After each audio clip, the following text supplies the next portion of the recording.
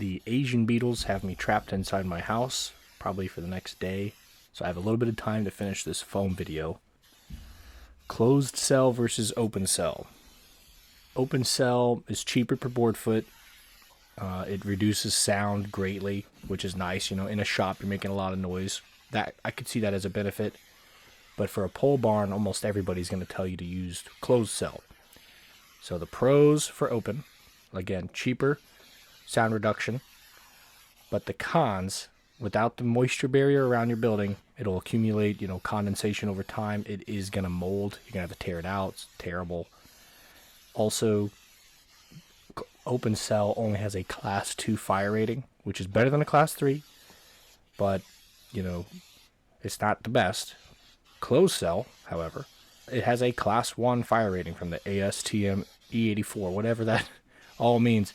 It's got the best fire rating that a building material can get. Another pro for closed cell is that, it's really tight, kind of clumped together, so it adds a lot of structural integrity to your building, which is huge because pole barns are kind of built a little cheap. A con for closed cell, it's going to be the most expensive insulation you get. Fiberglass is probably the cheapest. Doesn't work that great, especially in really cold temperatures. That R value doesn't really matter. Rock wool, awesome. I mean, if you had, 16-inch centered studs for if you stick framed not a pole barn, I guess at that point, but a barn.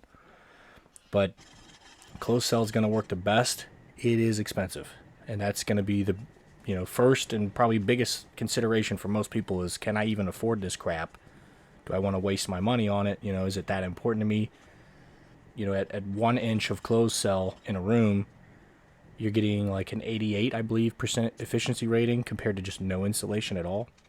At 2 inches, you're only at like 94%. So you're doubling the amount of material you have, and you're only getting 6%, more efficient. It's not really worth it.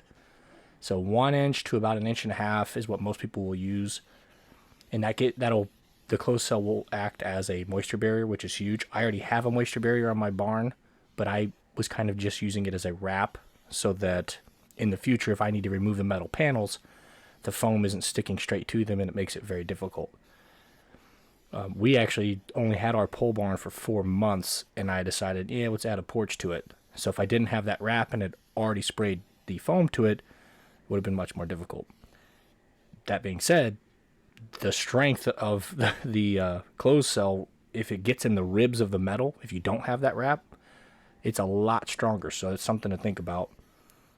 Let's see. Well, let me get my paper over here. I'm scrambling. So when talking about the price, I'm kind of mentioning board foot a lot, board feet, if you will. That is a 12-inch by 12-inch square that is 1 inch thick. So that is the term board foot. Closed cell is going to cost almost 3 times as much as open cell.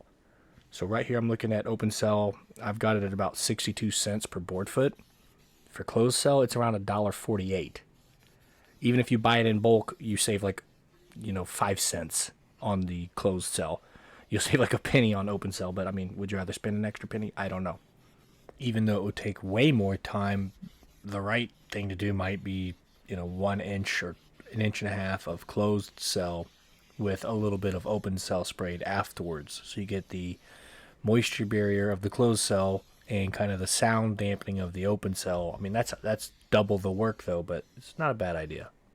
While I actually really enjoyed this, spray foaming my barn, it was just kind of relaxing. It was definitely hard work. It was like 85 degrees when I was doing it, and yet you need to be spraying it when it's warm. The substrate you're adhering the foam to has to be above 70. I think it's 75 degrees Fahrenheit. I don't know what that is in non-freedom units. It's hot, and when you're wearing the appropriate, PPE, that Tyvek suit is a sweatsuit, dude. And you're spraying for about 45 minutes because you can't really stop those foam. The tips on the foam sprayer will actually gum up. So you got to stay busy. And for 45 minutes until that tank runs out on average, you're sweating. And you take a little break afterwards or whatever, but there's no point because you're just going to start spraying and be hot and sweaty again. When I'm talking about hot and how sweaty I am, it's not because it's 75 degrees or 85 degrees outside. It's because when the foam, part A and part B is mixing, it gets to about 140 degrees. And we were doing this for, 5 hours a day. I think it took 4 or 5 days to do it. So it was a long time, and it was hot. As a younger dude, it wasn't so bad, especially once you get that first layer, because I did 2 kind of thinner layers. After that first layer's up, the whole barn is pretty much sealed. So then when you start that second layer, there is no airflow, which is what you want. But then like you get on the scaffolding or something and you're 12 feet high wearing that Tyvek suit, it's rough and is not fun. Yeah, so I took it off. I said, I'm not doing it. I'll keep the mask and the goggles for obvious reasons. But I just ruined a t-shirt and I ruined my shorts. I actually ruined my shoes too, which that wasn't so cool because they were nice. When it comes to the prep for spray foaming, I mean, you can go as hard as you want. Taping the windows, taping doors, taping off electrical outlets, anything you don't want foam on, you're going to have to tape off. I did not spend the money and the time to put plastic down on my floor just because it was like another $200 and I kind of thought the scaffolding might be tearing it up and, the plastic gets wrapped up in the wheels.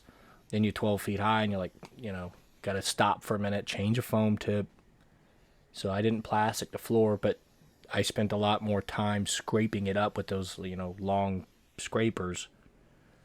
And it was a little messy, but if you're doing it, it's a pole barn. It wasn't like it's not a showroom or something. I didn't really care if the floor was a little bit messed up, but it is something to think about.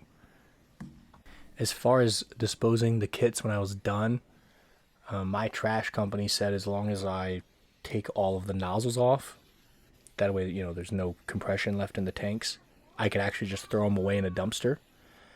I don't really know if you can scrap these because they still have that residual stuff in them. It's also a 30-minute drive for me to the scrapyard, and it would take several trips with all of the tanks that I got, so it wasn't really an option. Please like and subscribe.